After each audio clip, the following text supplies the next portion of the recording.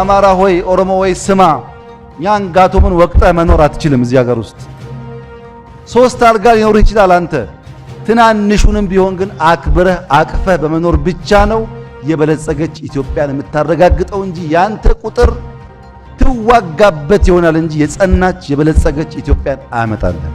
አንዱን ብሔር በሌላው ላይ መጡብህ ብሎ መቀስቀስ አሁን የጀመሩት አይደለም። እንደ መንግስታዊ ፖሊሲ ይዘውት 5 ክረምቶች ሀገር ያስተዳደሩበት መመሪያቸው ነው። የመጀመሪያዎቹን የስልጣናቸውን ወራት የቀንጅቦችና ጸጉረ ልውጦች መጡብህ ብለው ቀስቅሰዋል። በዚህም 1000 ዓመት ንገስ የኛ ሙሴ የሚል ደጋፊ አፍርተውበታል። በመቀጠል ደግሞ ለሀገሩ ችግር ሁሉ ተጠያቂው ወለጋም የሚተኮሰው ቤንሻንጉልም የሚፈነዳው ሻሸመኔም የሚቃጠለው ወለጋም የምንዋጋው ኢሳና አፋርም የሚጋደለው ቅማንትም የታጠቀው አጣየም የሚነደው ከትግራይ በሚመጣ እሳት ነው ብለው ቀስቅሰዋል። ብዙ ሰው ተቀብሏቸውም ስለምን ይህንን ያጠፉልንም መቀለ መሽጎ እስከ መቼ ዝም ይባላል የሚላቸው አጃቢ ቁጥሩ ትንሽ አልነበረም። እሳቸው ሰንኮፉን እንነቅለዋለን ብለው ዛቱ። እሳቱ ሲለኮስ ደግሞ ኮሽ ባለበት ቁጥር ተጠያቂዎቹ ትግርኛ ተናጋሪዎች ሆኑ። ይህ በቃ ሲባል ደግሞ አዲስ ጠላት ይዘው መጡ። የኢትዮጵያ ሕዝብ ሆይ የአማራ ሸኔና የኦሮሞ ሸኔ መጡብህ አሉ። አሁን ወቅታዊ ሙዚቃ ይሄው ነው። ሌላውን ብሔረሰብ አማራ መጣብህ አሊያም ኦሮሞ ተነሳብህ ብሎ መቀስቀስ ፖለቲካዊ ስልጣናቸውን የሚያጸኑበት ስልት ሆኖ ቀርቧል። ትናንት ማምሻውን በሁሉም ቴሌቪዥኖቻቸው የተላለፈው ንግግራቸው ከአንድ ወር በፊት ለካድሬዎቻቸው የሰጡት ማብራሪያ ነው። የበዛ ርቶት ወይም ኤዲቲንግ የተሰራበት ይኸው ንግግራቸው 1 ወር ከፈጀ መቆራረጥ በኋላ ትናንት ተላልፏል። እንደ ሁልጊዜው እሳቸው ሕክምናም ፕሮፓጋንዳም ፖለቲካም እያስተማሩ ሌሎቹ ካድሬዎችም በሩጫ ማስታወሻቸውን እየያዙ 1 ሰዓት ተኩል ለሚጠጋ ጊዜ አውርተው ለክፍል 2 ቀጥረዋል። ሲልኳቸውም ሲጠሯቸውም አለሁ ለሚሏቸው የብልጽግና ካድሬዎች ያስተማሩት ትምህርት ጥልቀት የሌለው ወቅታዊነት የተሳነው ከአንድ ጠቅላይ ሚኒስትር አንደበት ሊሰማ የሚገባውን የፖሊሲና የስትራቴጂ ጉዳይ ለማንሳት አቅም ያጣ ነበር የሚለውን ስብሰባው እየተካሄደ እያለ ጣቢያችን ምንጮቹን ዋቢ አድርጎ መዘገቡ አይዘነጋም። ይሄው ንግግራቸውም ተቀርጾና ተቆራርጦ ከ1 ወር በኋላ እንዲተላለፍ ሲደረግ የተስተዋለውም ይሄው ነው። በተቃዋሚዎቻቸው ላይ ምህረት፣ በተቾቻቸው ላይ ርህራሄ የላቸውም የሚባልላቸው ጠቅላይ ሚኒስትር አብይ ሂስ የሚያቀርቡባቸውን ሁሉ በብሔራቸው መፈረጅና ለሌላው ማስፈራሪያ ማድረግ የቀጠረ ፖሊሲያቸው መሆኑንም በድጋሚ አረጋግጧል። ጥላቻን ሰብከው በጥላቻ እያፋጁት ያሉትን ሀገር አሁን ያለው ቀውስ አልበቃ ብሏቸው የሃይማኖት ብሔርተኝነት መረን ለቋል ሲሉ ይደመጣሉ። የሃይማኖት ብሔርተኝነትም ትንሽ መገራት አለበት። እንትን ለቋል ትንሽ እኛ ጋርና ያስፈልጋል። በጣም ኢምፖርታንት ኢንስቲትዩሽን ነው። ድሮን ተወያየንበት። ኢምፖርታንት ኢንስቲትዩሽን ነው። መደገፍ መገንባት አለበት። ግን ፖለቲካ መሆን የለበትም። ግን ዘር መሆን የለበትም። ግን ሱፐርማሲ መሆን የለበትም። ከ2 ዓመታት በፊት ኦርቶዶክስን ሙስሊሞች መጡብህ ብለው ከተናገሩ በኋላ የቤተ ክርስቲያን መቃጠልና የመስጂድ መውደም ይቀጥላል ብለው ከዛቱ ወዲህ ሕዝብን በሃይማኖት ለማጋጨት ያደረጉት ጥረት እንዳልተሳካላቸው የተረዱ ይመስላሉ። አሁንም የሃይማኖት ብሔርተኝነት የሚል ቃል አምጥተው ተዋዶና ተዋልዶ እንደ ራጉኤልና ነዋር ተጎራብቶ የኖረውን ሕዝብ አንዱ የበላይ አንዱ የበታች ሆኖ መቀጠል የለበትም የሚል አዲስ ስልት ይዘው መጥተዋል። እዚህ ጋር በ2014 ሚያዝያ ወር ላይ የፈጸሙትን እናስታውስ። የመረጃ ምንጫችን ጉዳዩን በቅርበት ያውቁ የነበሩና በዚያ ሰሞን የጠቅላይ ሚኒስትር ጽሕፈት ቤት ባልደረባ የነበሩ ኃላፊ ናቸው። በወቅቱ ለ3ኛ ዙር የትግራይ ጦርነት ዝግጅት ይደረግ ነበር። ይሁን እንጂ ተጨማሪ ደም መፋሰስ ሳይኖር ድርድር እንዲደረግ የሚጥሩት አሜሪካኖች የመንግስትን የጦር መሳሪያ ምንጮች ለማቀዝቀዝ ባደረጉት እንቅስቃሴ የቱርክ መንግስት የድሮን አቅርቦቱን እንዲቀንስ አደረጉ። በተለይ የአልነጃሺ መስጂድ መመታቱንና በዚህም የሙስሊሙ ማህበረሰብ መቆጣቱንም ቱርኮች አወቁ። ቀጥታ ከፍለውም በዱቤም ለማግኘትም ያደረጉት ጥረት በዚህም ምክንያት ጠቅላይ ሚኒስትሩ አልሳካላቸው። ከዚያም በጎንደር ከተማ ላይ የሃይማኖት ግጭት ለመፍጠር መዋቅራቸውን አሰማሩ። ሙስሊሞችና ኦርቶዶክሶች ተገዳደሉ ብለው ባልተለመደ ሁኔታ በራሳቸው ሚዲያዎችና ስምሪት በተሰጣቸው አክቲቪስቶቻቸው በኩል ነገሩን አስጮሁት። በዚህ ጊዜ የቱርክን መንግስት ደጅ መጽናት ጀመሩ። የአንካራውን አገዛዝ አሁን በሙስሊሞችና ክርስቲያኖች መካከል ጦርነት ተቀስቅሷል፣ ህዝበ ሙስሊሙን የሚጠብቅበት ድሮን ያስፈልገኛል ብለው ጠየቁት። ግጭቱን እስከ ወራቤ እንዲስፋፋ መንግስታዊ መዋቅራቸውን ለመጠቀም ቢሞክሩም የሃይማኖቱ አባቶች እሳቱን ለማጥፋት ባደረጉት ርብርብ ከሸፈ። ይህንን ያደረጉት አንድ ጥንቃቄ በተሞላበት መልኩ አገር ማስተዳደር የሚጠበቅባቸው ጠቅላይ ሚኒስትር መሆናቸውን ያስተዋለ ማንም ሰው የትናንቱ የሃይማኖት ብሔርተኝነት መገራት አለበት ንግግራቸው የሚጠቁመው የተደገሰውን ነው። የሃይማኖት ብሔርተኝነት አለ መገራት አለበት ብለዋል። ይህም ብሔርተኛ ሆኗልና ልንገራው ነው ብለው ዘመቻ ሊከፍቱበት እየተዘጋጁበት ያለ አንድ የሃይማኖት ተቋምና ምዕመን እንዳለ የሚጠቁም ነው። ይህንን ሁሉ እያደረጉ ደግሞ ጥላቻ የድህነታችን ምንጭ ነው ይላሉ። ወንድምን፣ ጌጥን፣ መከታን ጠላት አድርገን የምናስብ በመሆናችን ደህየን እንጂ የትብብር መንፈሱ ቢኖር አብሮነትን ብናጸና በጋራ ማደግ መለወጥ እንደምንችል ብናምን የኛ ዲፍረንስ የጥፋት ምንጭ መሆን አይችልም። ወንድምን ጠላት አድርጎ መፈረጅ፣ ጸጉረ ልውጥ መጣብህ ብሎ መቀስቀስ ለህዝብ ያስተማረው ማን ነው? ክቡርነቱ ሆይ በአብሮነት ሰርቶ መለወጥን ተገበያይቶ ማትረፍን በለመደ ህዝብ ላይ የተጫነው መንግስቱ አይደለም ወይ? ህዝብን አንዱን ጠላት አንዱን ወዳጅ አድርጎ የሚናገረው ህዝብን ጠላትና ደጀን አድርጎ ሲናገር የተሰማው የእርሶ አንደበት አይደለም ወይ? ሰዎችን ገና አልጠላንም በደንብ መጥላት አለብን የሚሉት የእርሶ ሹሞች አልነበሩም ወይ? ተንቀሳቅሶ መስራት ተዘዋውሮ መኖር ብርቅ የሆነው እርሶ አበለጽጋችኋለሁ እደምራችኋለሁ ብለው ከመጡ በኋላ አይደለም ወይ? ወዘተ የሚሉትን ጥያቄዎች ትተን ህዝብ ለልማት ሃይማኖትም ሆነ ማንነት ሳይገድበው ከዳር ዳር ሲነቃነቅ የታየባቸውን ዘመናት እናስታውስ። ከአንድ ዓመት በፊት በራሳቸው ቴሌቪዥን ላይ የቀረበውና ስለ ልማት ሲባል ህዝብ እንዴት ይተባበር እንደነበር በጋራ መልማትም እንዴት ይችል እንደነበር የሚያሳየውንና እነ ፋና ቴሌቪዥን ያቀረቡትን ጥንቅር አብነት እናድርግ። በዚህ ቀን የህዳሴ ግድብን የመጀመር ብስራት የሰማው የኢትዮጵያ ህዝብ ብሔር፣ ሃይማኖት፣ ጾታ፣ የሙያና ገቢ ልዩነት ሳያግደው በነቂስ ወጥቶ ለግድቡ ድጋፉን ገልጿል።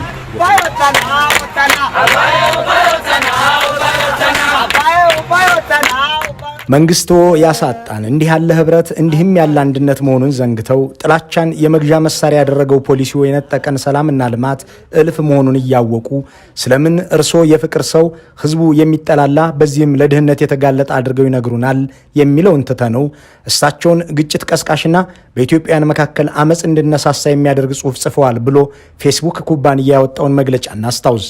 በ2014 ጥቅምት መጨረሻ ላይ ስልጣናቸው አደጋ ውስጥ እንደገባ ሲገባቸው ካንሰሮችን የመመንጠር ዘመቻ እናካሄዳለን የሚል ይዘት ያለው ጽሑፍ በፌስቡክ ገጻቸው ላይ አሰፈሩ።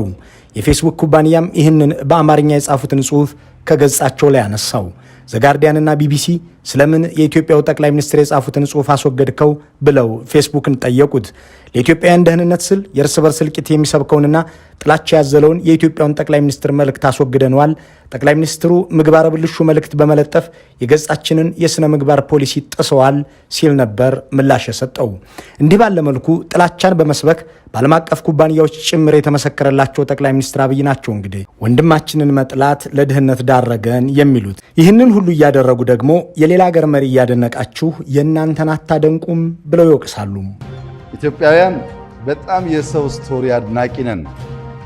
የሰው ቋንቋ፣ የሰው ስቶሪ፣ የሌላ ሀገር መሪ፣ የሌላ ሀገር ቪዥን፣ የሌላ ሀገር ስራ አድናቂ ነን። በጣም የሀገር ውስጥ ሲሆን ይቀልብናል፣ ያንስብናል። በጣም የሚገርመው ውጭ ደግሞ ይገለበጣል። ውጭ ደግሞ የኢትዮጵያ ነገር ሁሉ በጣም ይጣፍጣል። ግሪን ሌጋሲ ብሎ ይደነቃሉ። እኛ እናንተ ሰርታችሁ አትደነቁም።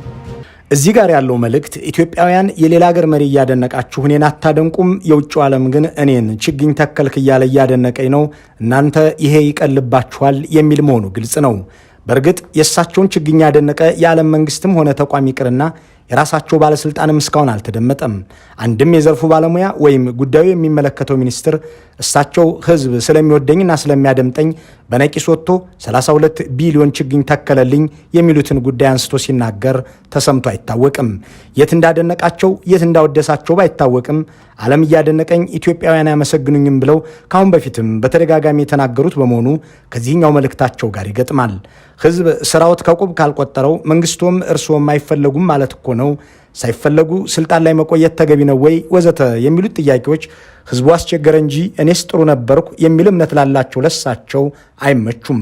ቁም ነገሩ ይህንን ተከሉክ ወይም አስተከሉክ የሚሉትን የ32 ቢሊዮን ችግኝ ጉዳይ መመልከት ነው። ከዚህ በፊትም ተጀምሮ ነበር አትበሉ እና አብይ ጨረሱት በሉ ሲሉም መመሪያ ይሰጣሉ። 32 ቢሊዮን ችግኝ ተክለናል በአመት ትልቁ ነው። አዎ ግን እኛም እኮ ጀምረን ነበር። ድሮም እኮ ግን መትከል ምናምን ነበረ ግን አልተከልክም። 32 ቢሊዮን እኛ አስበን ነበር እና አብይ ጨርሰውታል፣ ብልጽግናዎች ጨርሰውታል፣ ወይ ደግሞ ይሄኛው ትውልድ ጨርሶታል ካልክ ችግር የለውም። የጻፉት የችግኝ ተከላና የደን አንድ መስመር ፖሊሲ ብቻ ሳይሆን ይህንን ተከልኩት የሚሉትን ቁጥር ደግሞ የሚጠራላቸውና የሚመሰክርላቸው ሰው የሌላቸው ጠቅላይ ሚኒስትሩ ድሮ ሐሳብ እንጂ ችግኝ ተከላስ አልነበረም ይላሉ። እውነታው ግን ሐሳብ ብቻ እንዳልሆነ በጉዳዩ ላይ የተነበቡት የተባበሩት መንግስታት ድርጅት መረጃዎች ያመለክታሉ።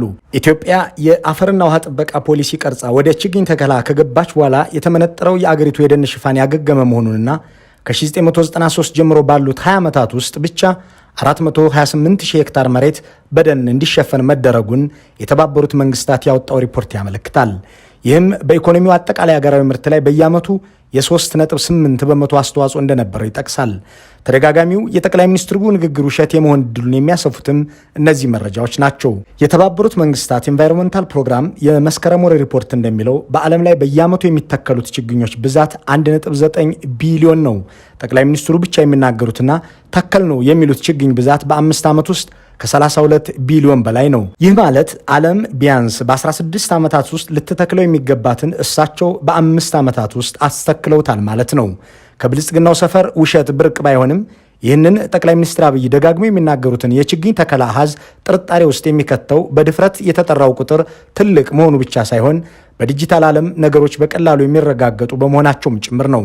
ፕላኔታችን በ16 ዓመታት ያላሳካችውን የዓለም 7 ቢሊዮን ሕዝብ ባለፉት በርካታ ዓመታት ያላሳካውን እኛ በ5 ዓመት ተክለን ጨረስ ነው እያሉን መሆኑን ልብ አይሉም። ይልቁንም ገና ያላለቀ ብቃት ያለን ሰዎች ነን ይሉናል።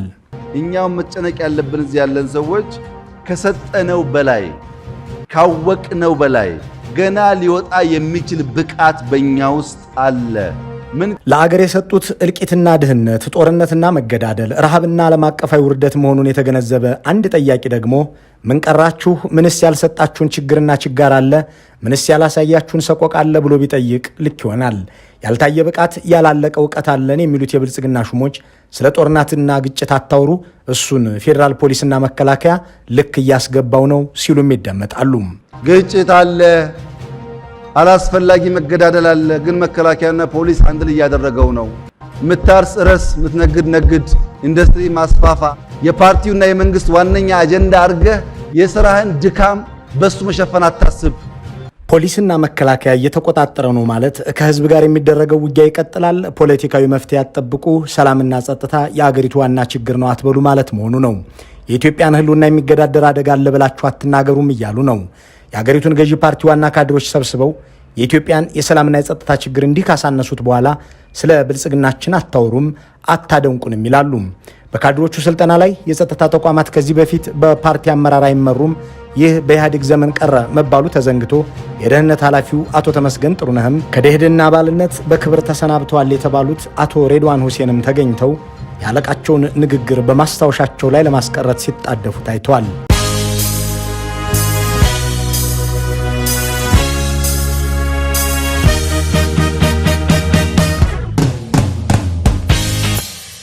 ያለንበት ሁኔታ ግልጽ ነው።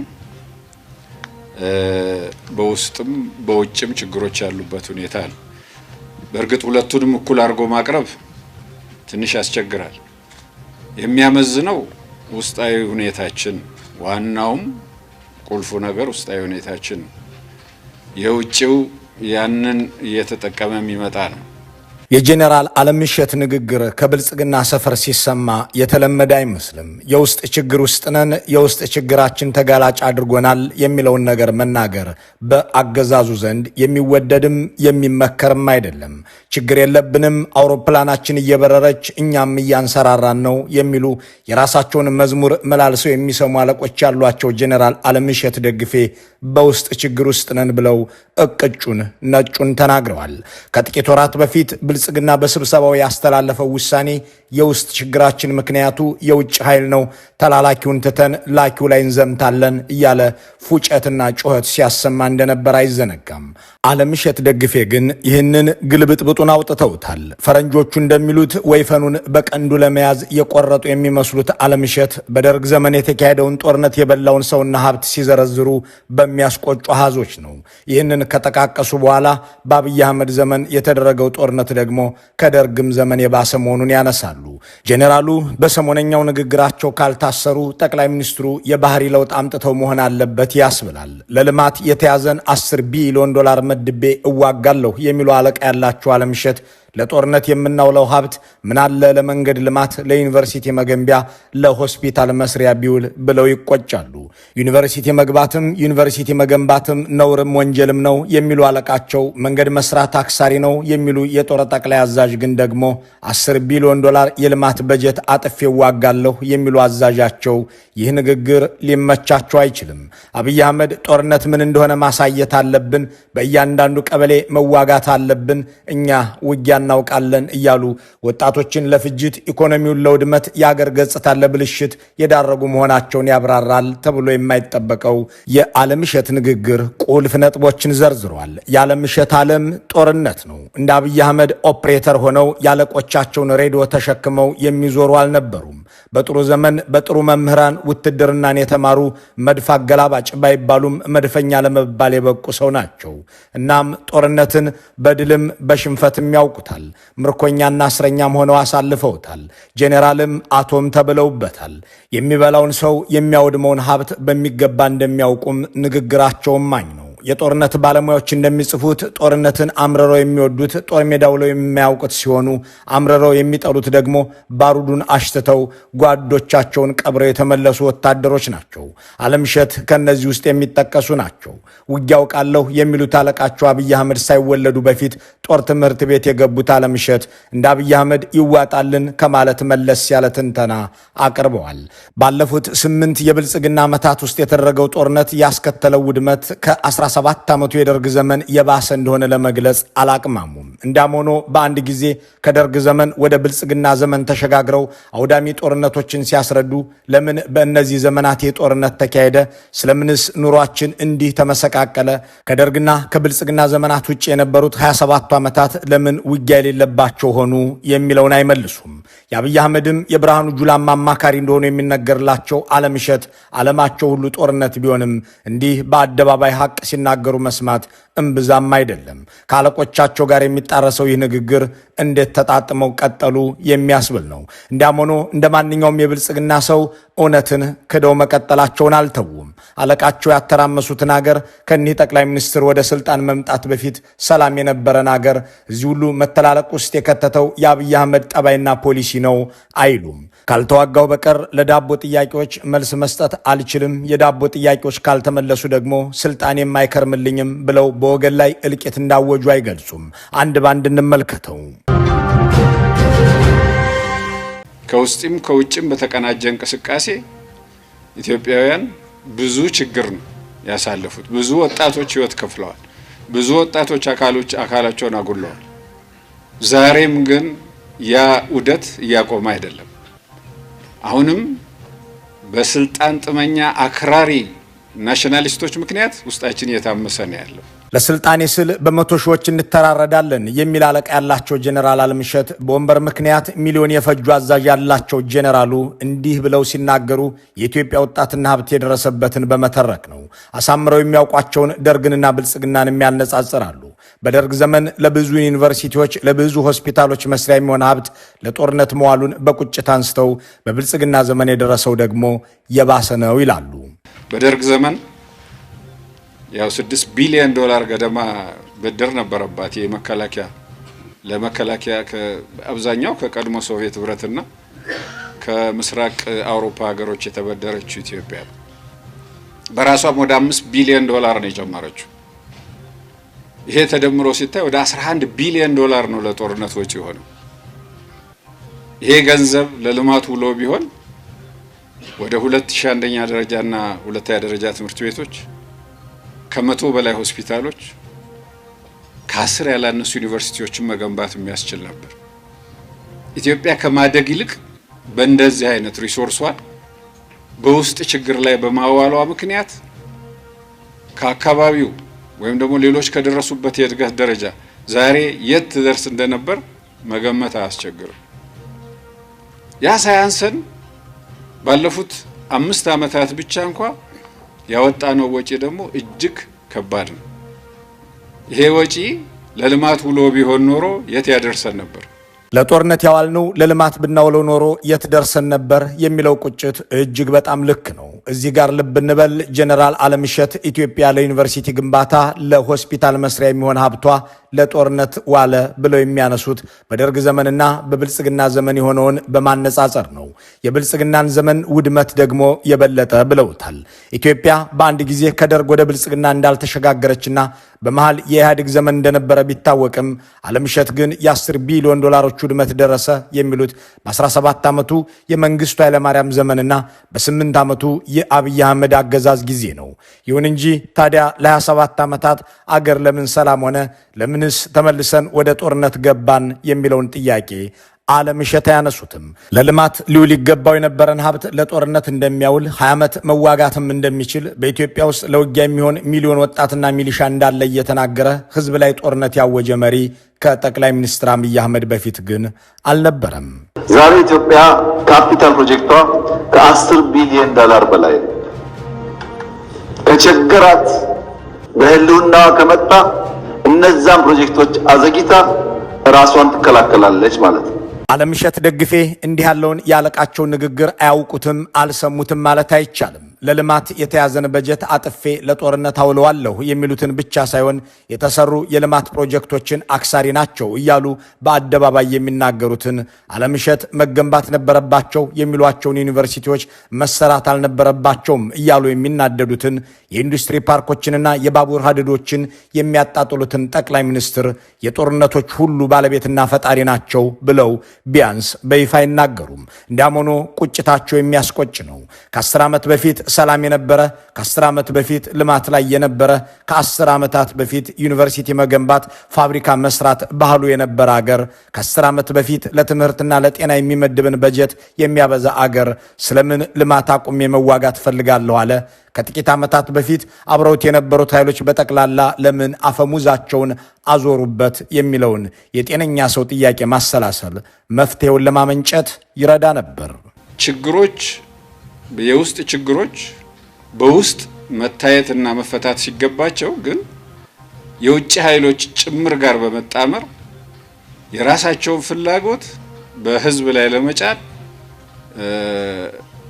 የደም መፋሰስ ሂደት እንዲቀጥል እያደረጉ ይገኛሉ። ጀነራል አለምሸት እየተናገሩ ያሉት ከውጭ ኃይሎች ጋር ተባብሮ አገር ውስጥ ኢትዮጵያ ውስጥ ውጊያ ስለማካሄድ ነው። በእርግጥም ልክ ናቸው። አብይ አህመድ የሚመሩት ብልጽግና ኤምሬትንም፣ ሳውዲ አረቢያንም፣ ሰሜን ኮሪያንም፣ ቱርክንም፣ እስራኤልንም፣ ኢራንንም፣ አዘርባይጃንንም፣ ቤላሩስንም አሰልፎ ቢያንስ 15 ሀገራትን ይዞ የራሱን ወገኖች ጨፍጭፏል፣ እየጨፈጨፈም ነው። መንግስት ሆኖ ከሻቢያ ጋርም ሆኖ የራሱን አገር ህዝብ መውጋት የውስጥ ፖለቲካዊ ችግርን በጸረ ኢትዮጵያው የሻቢያ ኃይል እፈታለሁ ብሎ በአደባባይ እየተመሰጋገነ የተስተዋለው ከኤርትራው ስብስብ ጋር በትብብር መስራትና በኢትዮጵያ ውስጥ ጉዳይ ሻቢያን አሳትፎ መዝመት እንደ ተራ ወይም ኖርማል ነገር እንዲቆጠር ያደረገው ጀነራል አለምሸት በእድሜያቸው ማምሻ የሚያገለግሉት መንግስትና እሳቸውን የሾሙት ጠቅላይ ሚኒስትር ናቸው። ሻቢያን ብቻ ሳይሆን የደከመችውን ሶማሊያንና የተናጠችውን ሱዳንን ትንሿን ጅቡቲንም አሳትፈው የራሳቸውን ወገን መውጋታቸውን በፓርላማ የተናገሩትና ያመሰገኑት ራሳቸው አብይ ናቸው። በዚህ ኦፕሬሽን ለኤርትራ ህዝብና መንግስት፣ ለሱዳን ህዝብና መንግስት፣ ለጅቡቲ ህዝብና መንግስት፣ ለሶማሌ ህዝብና መንግስት፣ ለኬንያ ህዝብና መንግስት፣ ለደቡብ ሱዳን ህዝብና መንግስት ከፍተኛ ምስጋናና ክብር በተከበረው ምክር ቤት ፊት ማቅረብ ፈልጋለሁ። ያረዳን የለም፣ የዓለምሸት አለቃ ያልረዳን የለም እያሉ የጎረቤት ሀገራት ስም ዝርዝር የሚጠቅሱት ለልማት ስራ አይደለም። ሚሊዮኖችን ለመጨረስ የማያልቀውን እልቂት ለማካሄድ እስከዛሬ ድረስ ያልተቋጨውን ጦርነት ለመጀመር ነው። የራሴን ህዝብ ስወጋና የአገሬን መሰረተ ልማት ሳውድም አብረውኝ የቆሙ ሀገሮች ብዙ ናቸው። ያልረዳን የለም እያለ ያመሰገነ አንድም የኢትዮጵያ መሪ ከአብይ አህመድ በፊት ማንም የለም። አለምሸት ደግፌ ሆን ብለው የሚዘሉትም ቁም ነገር ይህ ነው። በአንድ ወቅት የኢትዮጵያን ችግር በውጭ ኃይሎች እንዲተረማመስ ያደረጉት አብይ አህመድ አሊ የተባሉት አለቃቸው እንደሆኑ አይጠቅሱም። ከሳቸው ወደ ስልጣን መምጣት በፊት የኢትዮጵያ ችግሮች በጠቅላላ በውስጥ አቅም እንዲፈቱ ጥረት ይደረግ የነበረ ቢሆንም ይህንን ለማስታወስ ብልጽግናዎች ሾርት ሚሞሪ የሚሉት ህዝብ አይቸገርም። እንኳን የፖለቲካ ችግሮች የኢኮኖሚ ችግሮችም በራስ አቅም ይፈቱ ዘንድ ጥረት በሚደረግባት ሀገር አይኤምኤፍን በማስገባት ትርምስምስ ያለ ሀገር እንደፈጠሩ እና አለምሸት አይናገሩም። የወደድ ብልጽግና አገርን ለማተረማመስ የሩቁንም የቅርቡንም ኃይል ከማምጣቱ በፊት አዘርባይጃን ወይም ቱርክ የሚባሉ ሀገሮችን ይቅርና ድሮን የተባለን የመግደያ መሳሪያ የኢትዮጵያ ህዝብ አያውቅም ነበር። የኢትዮጵያ ህዝብ ኤምሬትስ ከምትባል መሐመድ ቢን ዛይድ ከተሰኙ ገዳይ አጋዥ መሪ ይልቅ ዱባይ የምትባልን የንግድ ከተማ ያውቅ ነበር። አብይ ከመጡ በኋላ በውስጥ ጉዳይ ያልጋበዙት ኃይል ስላልነበረ ግን ሁሉም እሳቱን ይዞ በኢትዮጵያውያን ገላ ላይ እያነደደ ቀጥሏልና ይተዋወቃል። እናም የዓለምሸት ዓለም ሁለቱንም ስለሚያጣቅስ የውጭ ኃይል ተጋበዘብን ሲሉ እንዲህ ያለውን ሐቅ ይዘሉታል። ኦህዴዶች ሆይ እናንተ ስታደርጉት ጽድቅ ሌላው ሲያደርገው ኃጢአት የሚሆንበት ፎርሙላ ምንድን ነው ተብለው ቢጠየቁ የሚመልሱት ባይኖራቸውም የኢትዮጵያ ኃይሎች ከሱዳንና ከኤርትራ ጋር ተሳሰሩብን ይላሉ። በኤርትራ በኩል ያለው ነገር፣ ሱዳን በኩል አቅጣጫ እየተፈጠረ ያለው ነገር፣ ከሶማሊያ አካባቢ እነዚህ ዙሪያችን እያንዣበቡ ያሉ አደጋዎች በውስጣችን ላይ ተጨምረው ሌላ ችግር የሚያስከትሉ ናቸው። ከኤርትራው አምባገነን መሪ ወይም ደግሞ አካላት ጋር እየተሳሰረ ከዛም አልፎ ከሱዳን ጋር እየተሳሰረ ከውስጥ ካሉት ጸረ ሰላም ኃይሎች በምንም በዓላማ ከማይገናኙ ጸረ ሰላም ኃይሎች ጋር እየተሳሰረ ችግር ለመፍጠር በዝግጅት ላይ ነው የሚገኘው። ዓለምሸት በነ ጄኔራል ሳሞራ ዩኑስ የተቆረጠባቸውን ማዕረግ አስቀጥለው አቶ ከመባል ወጥተው ወታደርነህም ተብለው ጦር እንዲመሩ የተደረጉት በ2013 ኤርትራ፣ ሶማሊያና ሱዳን የአብይ አህመድ አጋዥ ሆነው በተሰለፉበት የኢትዮጵያ ጦርነት ነው። ያኔ የኛ ወዳጅ የነበሩት አካላት ዛሬ ለምን ከኛ ዘንድ አልሆኑም የሚለውን ጥያቄ የማይጠይቁት ኦህዴዶች እነሱ ያደረጉትን ሌላው ሲያደርገው ጨርቃቸውን ሊጥሉ ይቃጣቸዋል። ቀደም ሲል በተሰማው የጠቅላይ ሚኒስትሩ ንግግር በግልጽ እንደተቀመጠው ከጥቂት ዓመታት በፊት ጎረቤት ሁሉ ተባብሮ ከአብይ አህመድ ጋር ሆኖ ትግራይ ውስጥ ይዋጋ ነበር። በስም ተጠቅሰው ምስጋና ከቀረበላቸው አካላት መካከልም ኤርትራና ሱዳን ይጠቀሳሉ። ጥያቄው ከጥቂት ዓመታት በፊት የእናንተ ወዳጅ የነበሩት አካላት ዛሬ ለምን ከህወሓት ጋር ተወዳጁባችሁ የሚል ብቻ አይደለም። እናንተ ስታደርጉት በፓርላማ የሚያስመሰግን ሌላው ሲያደርገው የሚያስወቅስ የሚሆነው በየትኛው መዝገበ ቃላት ነው የሚልም እንጂ። እንዳም ሆኖ ዓለምሸት እንደ ማንኛውም የብልጽግና ሹም ከፋፋይ ንግግራቸውን ጣል ማድረጋቸው አልቀረም። ህወሓት ከሌሎች በምንም ዓላማ ከማይገናኛቸው የኢትዮጵያ ኃይሎች ጋር ተሳሰረብን ያሉት ንግግራቸው እንዴት ጠላቶቻችን ወደ አንድነትና ትብብር ይመጣሉ ከሚል ቁጭትና ብስጭት የሚነሳ ነው።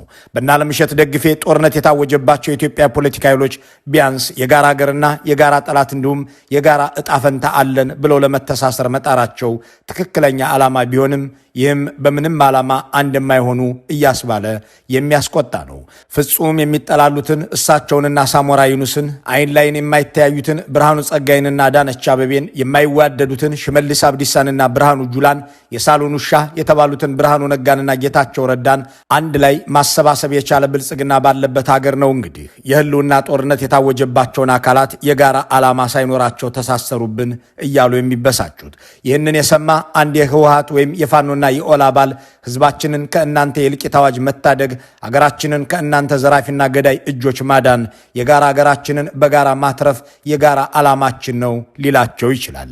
አብይ አህመድ ከሶማሊያው መሐመድ ፎርማጆና ከኤምሬቱ መሐመድ ቢን ዛይድ ጋር የጋራ አጀንዳ አለኝ በሚሉበት ዓለም የእነ ዓለምሸት ዓለም የህወሓት የፋኖና የኦላ ኃይሎች የጋራ ዓላማ የላቸውም ብሎ መናገር የጤና ነው ወይ ብሎ መጠየቅ የዚያን ሰፈር ጤና ያውካል። በአንድ በኩል ኢትዮጵያዊ ነን፣ ለኢትዮጵያ እናስባለን የሚሉትም አክራሪ የአማራ ናሽናሊስቶች ፋኖ በሚባል የሚጠሩት እነዚህም ከአገሪቷ ብሔራዊ ፍላጎት ውጪ ከሌሎች የውጭ ኃይሎች ጋር እየተጣመሩና በፍጹም በዓላማ ከማይገናኙት ከቲፒኤልኤፍ አክራሪ አመራር ጋር ጭምር እየተቀናጁ ኢቭን ኢትዮጵያን ኦሮሚያን ከኢትዮጵያ ለመነጠል ከሚታገለው የሸኔ ከሚባለው የሆነ ክንፍ ጋር ጭምር እየተቀናጁ የሚሰሩበት ሁኔታ ነው እየታየ ያለው። ግዴሎትም ጀነራል አለምሸት ፋኖና ኦላ እንዲሁም ህወሓት ተባብረው ቢሰሩ የአገር ስቃይና የእናንተ የስልጣን ዘመን ያጥራሉ እንጂ አደጋ የለውም ብሎ የሚሟገት ሰው እዚህ ውስጥ ያለውን ብልጽግና የስጋትና ብሶት መረዳት ይችላል። ብልጽግና ጸጉሩን የሚነጨው ተቃዋሚዎች የተባበሩብኝ እያለ መሆኑ በተደጋጋሚ ተናግሯል። በአንድ በኩል ፋኖም ሆነ ህወሓትና ኦላ ለእኔ እጅ ስጡኝና ከኔ ጋር ሁናችሁ ስሩ ይላል። ልክ እንደ ሰኝ ረጋሳ፣ ልክ እንደ ጌታቸው ረዳ፣ ልክ እንደ ማስረሻ ሰጤ ከኔ ጋር ገብታችሁ ስሩ ሲል በአደባባይ ይደመጣል። በሌላ በኩል ደግሞ ህወሓትም ፋኖም ኦላም አንድ ላይ መተባበር የሚያስችል ነገር የላቸውም ይላል። በሌላ አገላለጽ ሰዎች ሁሉ አንድ መሆን የሚችሉትና በጋራ የሚሰለፉት በእኔ ስር የኔ ሎሌ ሆነው ከቀጠሉ ብቻ ነው እያለ ነው። እናንተን ለማስወገድና የጋራ ጣፈንታን ለመወሰን መተባበርስ ዓላማ አይደለም ወይ? እጅ ሰጥቶ በእናንተ ስር ገብቶ ለመኖር ለህወሓቶችም ሆነ ለኦላዎችና ፋኖች የሚቻልና የሚወደስ ነገር፣ እናንተን ለመታገል ግን መተባበር የማይታሰብና የሚወገዝ የሚሆነው እንዴት ባላ መክንዮ ነው የሚለውን እንኳን አለምሸት የኦህዴድ ታዛዥ ለመሆን የተሰማሩ ወዶ ገቦችና ምርኮኞችም የሚመልሱት አይደለም። እነዚህ ለግድያ የሚፈላለጉ ኃይሎችን በጥቅም ማስተሳሰር፣ ኢትዮጵያን በሁከት ውስጥ ማቆየት ዲነ ደደባ ሂሬት እኮ የኦሮሚያ ከሰጥ ቀባቹን ደንደን አከይሬ ቀባቱ አከሁመ ቀባቱ ኑረት ታስስ ለደካማው የፋኖ ኃይል ድጋፍ እያደረገ በኦሮሚያ ውስጥ ኃይል እንዲኖረውና እንዲያንሰራራ አድርጎታል። በዚህ ደረጃ እንድንበሳበስ ነው የሆነው። ሸኔ የራሱን ህዝብ መንግስትና የጸጥታ አካላትን በማዳከም ከጠላት ኃይል ማለትም ከፋኖ ጋር ደግሞ በመቀናጀት መሳሪያ በመግዛትና በመሸጥ እንደዚሁም በማቅረብ ነው እየሰራ ያለው። ይገዳደላሉ ብዬ ስጠብቃቸው ሲመካከሩ አየኋቸው። ገዳይና ሟች ናቸው ያልኳቸው አንድ ላይ ገጠሙብኝ። ይህ ብልጽግና ነጠላውን ዘቅዝቆ በየጊዜው የሚያለቅሰው እንባ ነው። አለምሸት ደግፌ ይህንን ሙሾ ደግፈው ብቅ ብለዋል። የአንድ ሀገር ልጆችን ምንም የሚያስተሳስር ነገር የላቸውም ብለው በድፍረት እየተናገሩ ነው። የኢትዮጵያ የፖለቲካ ኃይሎች አንድነት ያስፈልገናል፣ ከብልጽግናና አለቃው ውጪ ጠላት የለንም፣ አገራችን ሰላም ያስፈልጋታል ብለው የጎንዮሽ አለመግባባትን ለመተውና ብሎም በይደር ለማቆየት መስማማታቸው የገዢውን ሰፈር ያርዳል። ሰዎች ለምን መገዳደላቸውን ትተው ተባበሩ፣ ለምን ጠላትነታቸውን አስወግደው ተስማሙ ብሎ ይህንን ያህል መታመም የጤነኛ ሰው ተግባር ባይሆንም ከብልጽግና ሰፈር የማይጠበቅ አይደለም። እነሱ የሰው ደም ሲፈስ ነፍሳቸው ሐሴት ታደርጋለች። ኢትዮጵያውያን ሲገደሉና ሲገዳደሉ ደስ ይላቸዋል። ለዚህም ታጣቂ ቡድኖችን ፈጥረው እርስ በርስ ያዋጋሉ። የራሳቸውን ወገን በዱቤ በገዙት መሳሪያ በቅጥር ባመጡት ጦር ይወጋሉ፣ ይገድላሉ። እናም የሚገድሏቸውንና የሚያጋድሏቸው ሰዎች ከዚህ በኋላ እርስ በርስ ለመጋደል የምንተኩሰው ጥይት አይኖርም ማለታቸው ያበሳጫቸዋል። አንድ መንግስታዊ ስልጣን የያዘ ስብስብ ስለምን የአገሬ ልጆች አይገዳደሉም ብሎ ይህንን ያህል ሲጨነቅ በእርግጥም ኢትዮጵያ ከዚህ ኃይል በላይ ጠላት እንደሌላት ማረጋገጫ ነው የሚሉ አንድ ጡረተኛ ፖለቲከኛ ደህና ሀገር ቢኖር ኖሮ እነዚህን እያንጋጉ ፍርድ ቤት መውሰድ ነበር፣ እንዲያም ሆኖ ነገሩ አይቀርም የጊዜ ጉዳይ ነው ይላሉ። ብልጽግናዎች በችርቻሮና በጅምላ የሚበሳጩት እንዲህ ባለውም ጉዳይ ነው። ተቃዋሚዎች መነጋገር ሲጀምሩ የጎንዮሽ አለመግባባታቸው ያን ያህል ሰፊ ያለመሆኑን ተረድተው ከአብይ አህመድና ምስለኔዎቻቸው በላይ ኢትዮጵያም እኛም ጠላት የለንም ብለው ሲነሱ ህዝቡ ሰላም ያስፈልገኛል፣ የሰላም እጦት የምንጭ ደግሞ በድሮንም በድሽቃም የሚገለኝ መንግስቴ ነው ብሎ ሲደመድም ተቃዋሚ ኃይሎች የሚያደርጉትን የትብብር ጅማሮም ተስፋ ሲያደርግ ሲመለከቱ ብልጽግናዎች ጨርቃቸውን ጥለው መቀወሳቸውን መደበቅ አልቻሉም እና አለምሸትንም አሰማርተዋል። የአለምሸት ዓለም ይሄው ነው። ጦርነት ጎዳን፣ አደህየን፣ ለልማት የሚውልን ሀብትና ወጣት በላብን ብለው ሲያበቁ እንደገና እርስ በርስ ለምን አይበላሉም? አንድ የሚያደርግ ነገር እኮ የላቸውም ይላሉ። የእነ አለምሸት ዓለም እንዲህ ያለ ነው። መልካሙን ሁሉ በመመኘት በዚሁ እንሰናበታለን።